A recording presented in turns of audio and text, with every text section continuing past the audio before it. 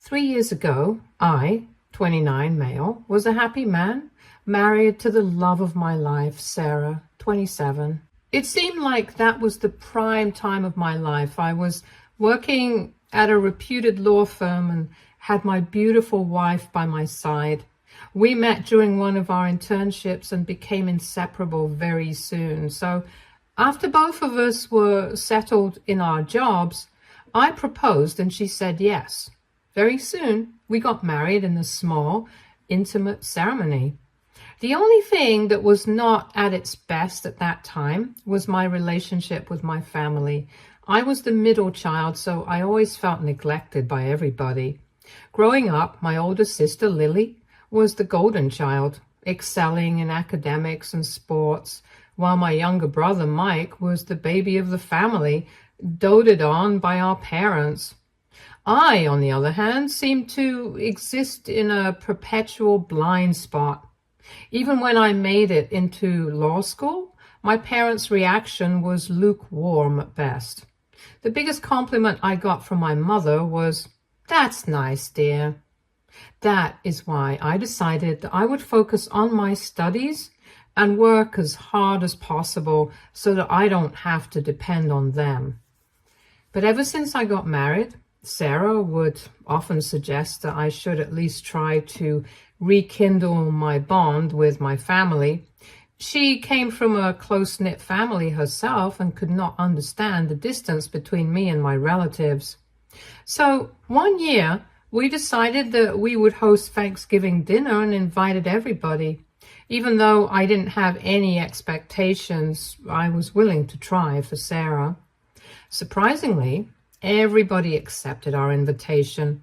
On that day, Mom, Dad, my sister Lily, and her husband and my younger brother Mike arrived. My mom and dad initially did the same thing they had always done, being judgmental of everything I did. But after a while, they dialed it down when they saw how hard my wife and I worked to please them. Sarah was trying her best to mingle with everybody, especially my brother Mike. I didn't pay much attention to it, thinking that it was nice that they were bonding. The evening progressed, and for once I felt a glimmer of hope.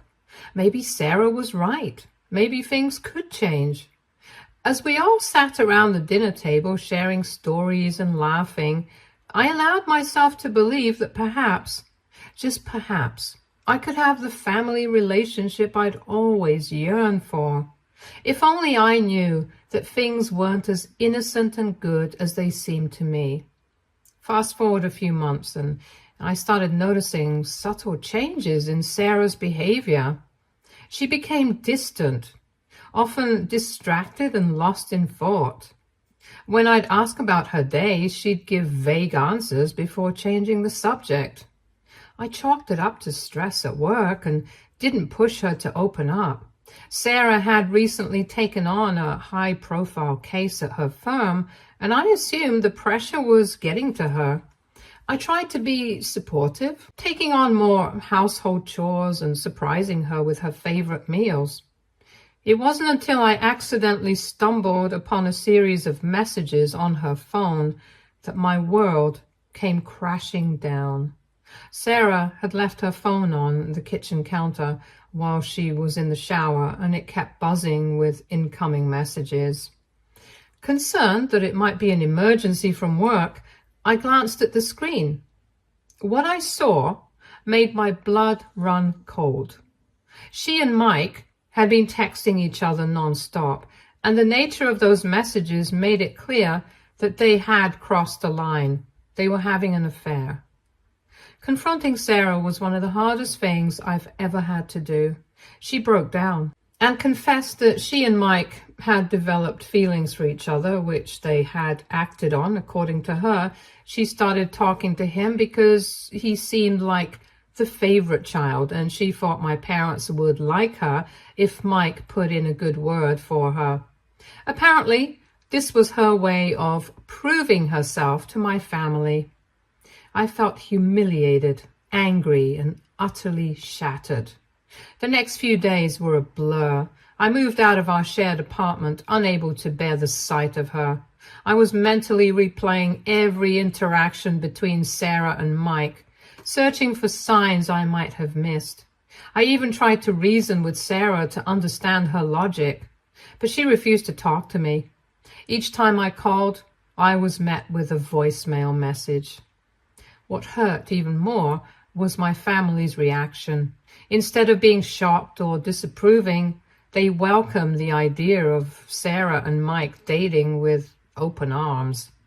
They told me that they would stay neutral in this situation, which angered me the most.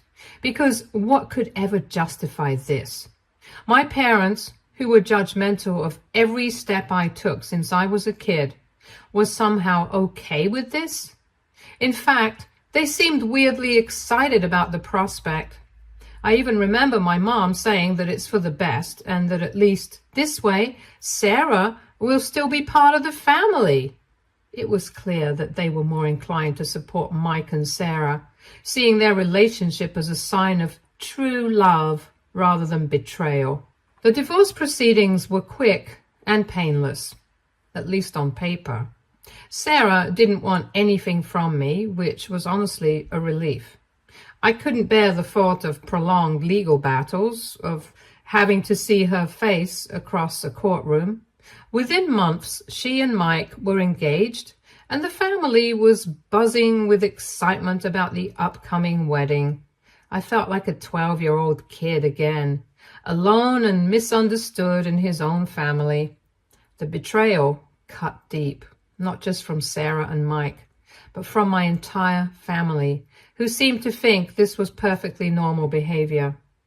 On the day of their wedding, I packed my bags and left town. I didn't leave a note, didn't say goodbye. I simply disappeared from their lives. I moved to a different state, changed my phone number, and cut all ties with anyone who might contact me to my past life. It was a drastic move, but it felt like the only way to preserve what was left of my sanity. For the last 3 years, I focused on rebuilding my life. I threw myself into my work, taking on challenging cases and building a reputation as a formidable attorney. I made new friends and even started dating again. Slowly, the pain began to dull and I started to feel like myself again. I thought I had finally put that chapter of my life behind me. My new life was good, not perfect, but stable and fulfilling in a way I hadn't thought was possible after everything that had happened. But life has a way of throwing curveballs when you least expect them. Out of the blue, I got a call one day, and even though the number wasn't saved in my contacts, I recognized it immediately. My mother's cell phone. I did not answer the call. I was not about to let them destroy a life that I had built for myself all over again. It was very clear by now that any call from family meant bad news. But Mom wasn't accepting defeat either. She would bombard me with calls and voice messages. Each missed call felt like a ticking time bomb, threatening to shatter the peace I had so carefully constructed. Eventually, I gave up and picked up the call. Mom was on the other side, and her tone was weirdly chirpy, as if nothing had ever happened. She asked me how I was doing, where was I exactly, and mentioned that the family missed me. Like that would ever happen. To an outsider, this might seem like a normal conversation, but knowing my mother, this was anything but typical. She was never one to be lovey-dovey with me. Our interaction had always been more practical, bordering on cold, so her sudden warmth felt bizarre and definitely not genuine. I cut her off, demanding to know why she was calling me after all this time. She tried to evade my question, insisting that I should come home for dinner to discuss things in person. The mere suggestion of returning to that house, the scene of so much betrayal and pain, made my stomach turn. I firmly told her that whatever she needed to say, she could do it over the phone. There was a pause on the other end, and then she dropped the bombshell. Mike was in serious trouble. She explained that he had developed a gambling problem and had accumulated significant debts. In a desperate attempt to cover his losses, he had embezzled money from his employer. The police were now involved and he was facing criminal charges. My family was in turmoil and they didn't know where to turn. So they were asking for my help, given my legal background. After hearing this news, on the one hand, I felt like this was just karma and he had this coming for a long time. The same brother who had betrayed me was now seeking my help, the help of the family member they had all but erased from their lives. But another part of me was concerned about my little brother. Despite everything, he was still family. I couldn't help but find it ironic that the only time my family remembered they had another son, one they hadn't contacted in 3 years, was when their favored son was in trouble. It was as if I was nothing more than a tool to them, a means to an end. I felt a bit of satisfaction in knowing that they needed me, but I also felt the weight of the decision before me. Could I really turn my back on my family, even after everything they had done? Anyway, when Mom was done explaining everything, I simply said that I would think about it.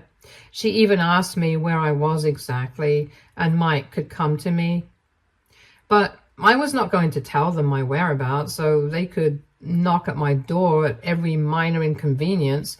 When that didn't work, she began to cry on the phone, practically begging me to help my brother. Her desperation was palpable, and despite everything, it tugged at my heartstrings.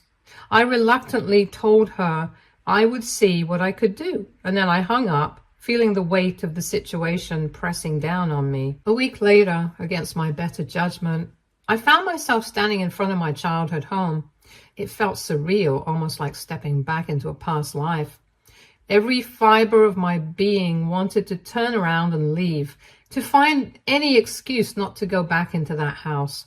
But I had made a commitment and I needed to see it through, if only for my own peace of mind. When Dad opened the door, he looked like he was surprised that I actually came. I sat down, ready to discuss the case, eager to be done with this uncomfortable reunion as quickly as possible.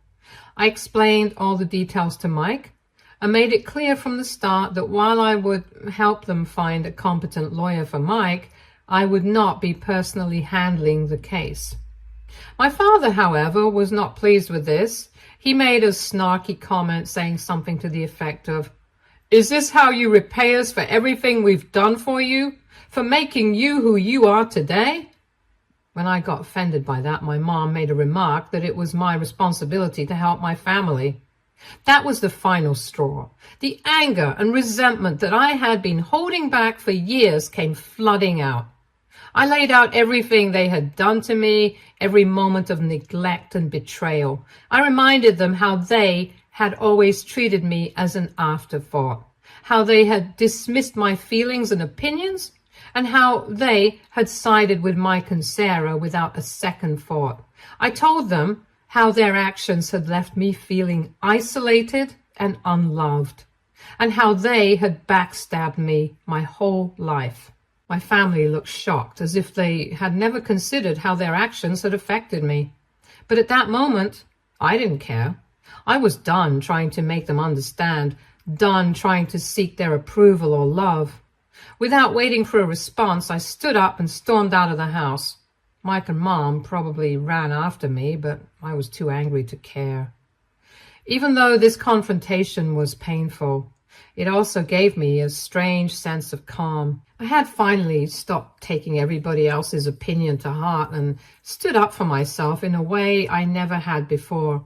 I did not care anymore about what Mom and Dad thought of me or what happened to Mike, because whatever they might go through, they had it coming.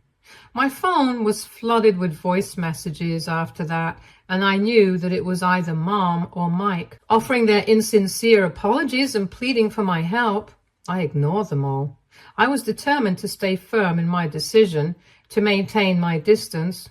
But days later, I got a call from another number, and I picked up, thinking that it could be work-related. But no, it was Sarah, my ex-wife. She started by apologizing, saying she was sorry for everything that had happened between us. It was the same kind of elaborate apology I had heard from my family, full of regret and self-pity. Sarah went on to explain that Mike was in deeper trouble than I might realize. She claimed that he had gotten involved with some very dangerous people through his gambling habit, and that the embezzlement charges were just the tip of the iceberg. According to her, if Mike didn't get out of this mess quickly, he would sink even deeper, potentially facing much more serious consequences. She pleaded with me, saying that as a lawyer, I was his best chance of navigating this legal mess. Sarah's plea was that I step in and help Mike, not just for his sake, but for the family's. She argued that despite everything, we were still connected, still family in some way. She asked if I could find it in my heart to set aside the past, at least temporarily, to help them through this crisis. The idea of helping Mike after everything felt both right and wrong. Was it worth risking my own well-being to save someone who had betrayed me? And so here I am, looking for any possible guidance from you guys. My family, who once ignored me, now needs me more than ever. But is it my responsibility to do so? Am I being selfish by wanting to stay out of it? Or am I justified in protecting myself? AITA for refusing to help my brother and family, even though I might be the only one who can? Update 1. Hi everybody. First and foremost, thank you to all of you who left supportive comments. You have no idea how helpful this has been in this difficult time. Some things have happened since I posted my story, so just wanted to update you guys. After a lot of thinking, I decided that I would help Mike through this case. It's not about winning favor with Sarah, nor am I doing it for my parents' approval, because I have accepted the fact that it is not possible to satisfy them. It's about doing what's right as a lawyer and a human being. At least this way, whatever happens to Mike, I can say I did my part. I'm still standing by what I said earlier to my family. I won't be fighting this case in court. Instead, I reached out to a friend from my old firm to be the lead attorney. While I assist him with research and investigation, I made it clear to everyone involved that my role is strictly professional. This isn't about reconciling or patching things up. It's about ensuring Mike has a fair chance in his legal battle. As we dug into the case, it became apparent that Mike had gotten himself into a mess with some pretty shady characters.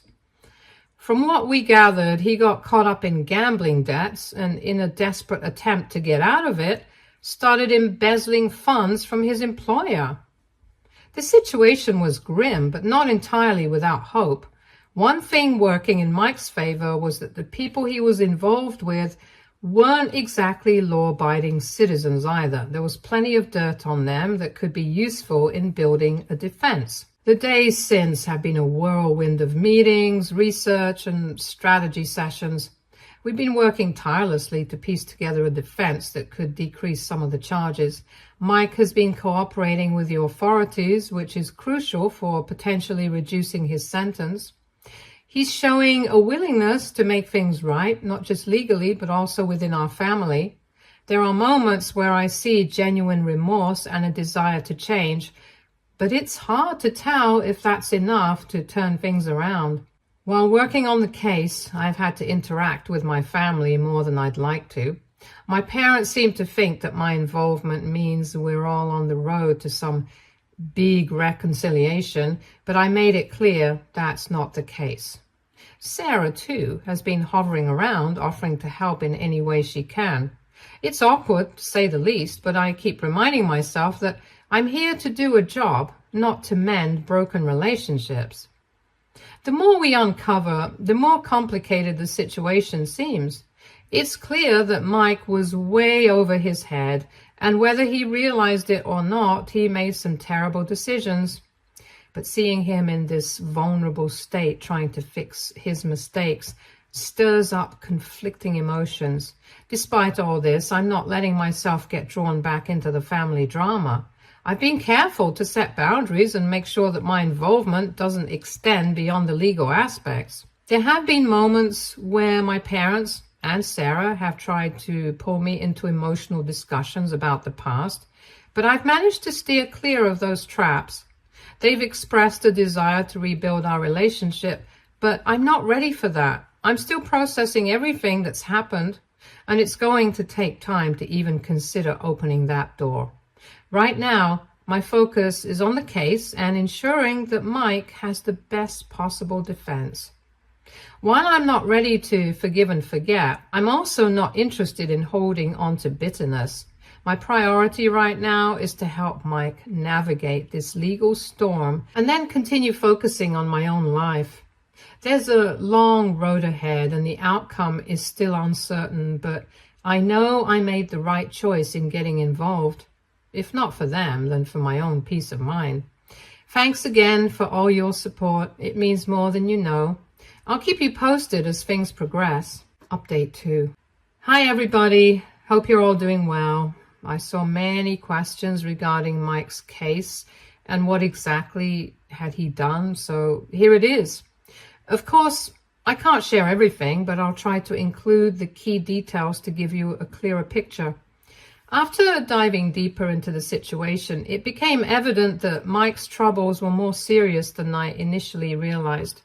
Mike had racked up considerable gambling debts, and to recover from his financial losses, which led him to borrow money from some shady characters, to cover these debts, he started embezzling money from his employer. This wasn't just a case of stealing from petty cash. Mike was manipulating financial records, creating false invoices, and transferring significant sums into accounts under his control. Initially, he managed to keep it under the radar, but as the amounts increased, so did the risks. The company's internal audit team eventually caught on, uncovering the loopholes that led to a thorough investigation. The evidence they found was damning, with detailed records showing how Mike had systematically mooched off of the company funds. That led to him getting sued, facing charges of embezzlement, fraud, and potentially more, depending on the outcome of ongoing investigations. The prosecution's case is strong, with a trial of digital and paper evidence that links Mike to pretty much everything. But this was not all. As I was skimming through all the evidence, I found out that someone else was involved in covering up the embezzlement. The shock hit me when I realized it was Sarah, my ex-wife. This felt like a sucker punch. Sarah, who had once been my partner, was now entangled in this scandal with my brother. I had to confront them both to get their side of the story. Mike looked lost, a far cry from the confident younger brother I remembered, while Sarah seemed defensive. They told me their version of events, describing a downward spiral of poor decisions and desperate actions. I was disappointed in Sarah because the Sarah I knew was an honest, hard-working lady, and now I don't know what went wrong. From a legal standpoint, the case seemed straightforward. The evidence against Mike was substantial, and Sarah's involvement, while secondary, was still serious. My mind began turning over potential defenses and strategies, but none of them offered a clean solution. The best we could hope for might be a plea deal, possibly reducing the charges in exchange for cooperation. Adding to the pressure was my family's expectation that I would help. They seemed to see this as an opportunity to heal old wounds, to bring the family back together. My parents had been trying to use this situation as an opportunity to mend fences. Well, by parents, I mean Mom. Dad is still not thrilled about the fact that I'm not personally taking care of the case, but I couldn't forget that they had welcomed Sarah back into the fold without considering the impact on me. Now they wanted me to fix a problem partly of their own making.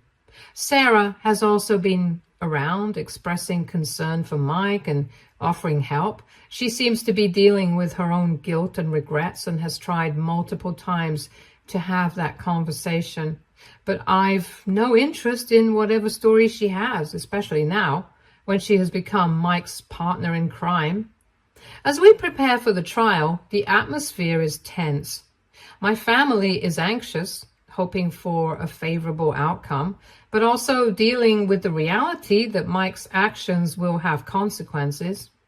I've had to remind them repeatedly that while I can help legally, I can't undo what's been done or change the past. The next steps would be crucial, preparing for a potential plea deal, gathering character witnesses, and planning for the worst-case scenario. To everyone who's been following this saga and offering advice, thank you for your continued support. It's been invaluable in navigating this difficult time. I'll keep you updated as the trial progresses, and hopefully the next time I write, I'll have more clarity on the outcome. Update 3. Hi everybody, I'm back with an update, and I think this would be my last one. Buckle up for a bunch of news, and believe me, the last one was unexpected for me too. So let's dive right in. As you know, we were working hard on Mike's case, and the last few weeks have been a whirlwind of legal maneuvers. We're talking legal moves left and right and some pretty intense negotiations. The big breakthrough came when Mike's lead lawyer had a crucial meeting with the heads of Mike's former company. This meeting, it was do or die time, not just for Mike's legal future, but for all the craziness that came with his case. We were trying to work out a deal that would let Mike make things right without dragging everyone through a full-blown court drama. Now, those board members were definitely mad, feeling like Mike had stabbed them in the back after years of trust. They wanted to make an example out of him, scare anyone else who might think about pulling the same stunt. Throughout this whole showdown, we kept hammering home that Mike was ready to come clean and cooperate 100%. One more thing that worked to our benefit was that some of those high and mighty board members weren't exactly squeaky clean themselves. The game changer, though? We put it out there that Mike would pay back a big chunk of the money he took. Yeah, he'd still get fired from his job, but at this point, we were thinking, hey, something's better than nothing, right? And that's the deal we finally shook hands on. Now, don't get me wrong, we were all breathing a sigh of relief, but it's not like we were popping champagne or anything. Mike's career? Almost over? The money he had to pay back? Ouch. But at least he wasn't heading to the prison, so there's that. As the dust started to settle, we were all hoping this nightmare was finally over, but another shockwave hit the family. Sarah, who'd been standing by Mike through this whole mess, out of the blue decides to file for divorce. I'm telling you, this news came out of nowhere. Everyone, including Mike, was caught off guard. Sarah's decision seemed sudden and out of character, given how she had been helping him cover up the embezzlement. Mike was devastated. Poor guy thought they were in this together, that facing the consequences of their actions would somehow bring them closer. Instead, it seemed to drive a wedge between them and blew them apart. We couldn't figure out exactly why Sarah was bailing, but it seemed like the weight of the scandal, plus all the money and social drama heading their way, was just too much for her to handle. For me, Sarah's decision was just another crazy turn in this wild story. The irony wasn't lost on me either. When Sarah cheated on me way back then, she kept saying Mike got her, like no one else could. But now, when he's at rock bottom, she's packing her bags again. After she dropped the divorce bomb on everyone, she actually called me up, asking if she was doing the right thing and apologizing again. I just told her straight up that it was her call. I'd rather not get mixed up in all that. Now, don't think for a second that I was feeling sorry for Mike. Like I said before, this was karma doing its thing. He should have known that after all the crap he put Sarah and the family through, things were bound to fall apart sooner or later. That's why when my sister Lily tried to get me to talk Sarah out of the divorce, I was like, no way that was happening. I mean, come on. Why would I want to chat with my ex-wife about her splitting up with my brother? Talk about awkward. With all the legal stuff wrapped up and the personal drama still unfolding, it was my time to distance myself once again. My work with Mike and Sarah was done. They would have to face the consequences of their actions and decisions on their own. I couldn't fix everything, and honestly, it wasn't my job to do so. It was time to get back to my own life, focus on my career and taking care of myself. So I packed my bags and left without telling anyone because I knew my mom and dad wouldn't react well to it. As I left the family home, I felt a sense of closure. It wasn't a happy ending or anything, far from it. Nobody really came out on top in this situation. It was more about lessons learned and relationships either patched up or totally destroyed. For me, this whole experience drove home how important it is to set boundaries and how complicated family ties can be. Sometimes, no matter how good our intentions are, old issues can pop up and mess with our sense of duty and who we are. Walking away, I knew I'd done what I could. I'd helped out with the legal stuff and, in a way, provided some emotional support, even if it was from a distance. Now it was up to Mike, Sarah, and the rest of the family to figure out the next part of their lives. As for me, I was ready to turn the page and move on, taking all the lessons I'd learned with me into whatever comes next. And you know what? I finally figured something out through all this mess. I don't need my family's gold star to feel like I've accomplished something. I stepped up when things got rough. I did what any decent person would do. I probably went above and beyond, to be honest. So I think I'm officially done seeking their approval. By the way, I'm so grateful to all of you for staying with me throughout this chaos. Your support was a godsend during this difficult time. Love you all. Stay tuned for more stories from Our Girl Relationships.